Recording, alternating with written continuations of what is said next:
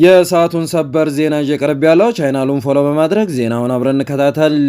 ሰበር ዜና ሐማስ የታጋቾችን አስከሬን የያዙ ናቸው የተባሉ 3 የሬሳ ሳጥኖችን አስረከበ።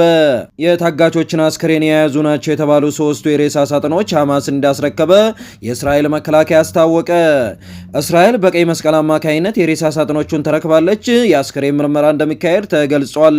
አስከሬኖቹ ታግተው የነበሩ እስራኤላውያን መሆናቸው ከተረጋገጠ በጋዛ የሚቀሩት የ8 እስራኤላውያንና የሌሎች ሀገራት ዜጎች አስከሬን ብቻ ይሆናል። በፕሬዝዳንት ዶናልድ ትራምፕ የሰላም እቅድ የመጀመሪያ ዙር መስራት ሐሙስ 20 በሕይወት ያሉ ታጋቾችንና የ28 ታጋቾችን አስከሬን ለመልቀቅ ተስማምተዋል።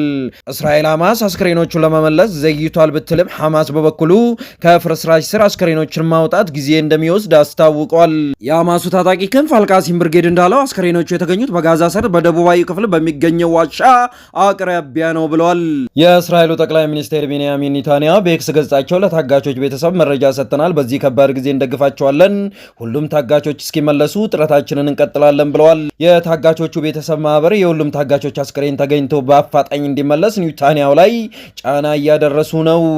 ማህበሩ ባወጣው መግለጫ ጠቅላይ ሚኒስቴሩ በቁርጠኝነት ትዕዛዝ ሰጥተው የሁሉንም ታጋቾች አስከሬን ያስመልሱልን ሲሉ ጠይቀዋል። ሐማስና እስራኤል የተኩስ አቁሙን በመጣስ እርስ በርስ ይካሰሳሉ።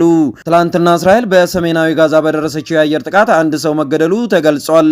የእስራኤል መከላከያ ኢላማ ያደረገው ለወታደሮቹ ስጋት የሆኑትን ታጣቂ መሆኑን አስታውቋል። በትራምፕ የሰላም እቅድ መሰረት ሐሙስ ሁሉንም በሕይወት ያሉ ታጋቾች ሲለቀቁ እስራኤል 250 ፍልስጤማውያን እስረኞችንና 1718 ታጋቾችን ትፈታለች ተብሎ ይጠበቃል።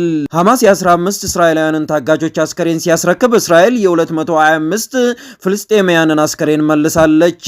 አስከሬኖቹ በጋዛ ከነበሩ 11 ሰዎች መካከል አንድ ታንዛናዊና አንድ ታይላንዳዊ ይገኙበታል። ሐማስ ከ2 ዓመት በፊት ባደረሰው ጥቃት 1200 ገደማ ሰዎች ተገለዋል። 251 ሰዎች ታግተዋል። እስራኤል በፈጸመቻቸው ጥቃቶች ከ68500 በላይ ፍልስጤማውያን መገደላቸው ተዘግቧል።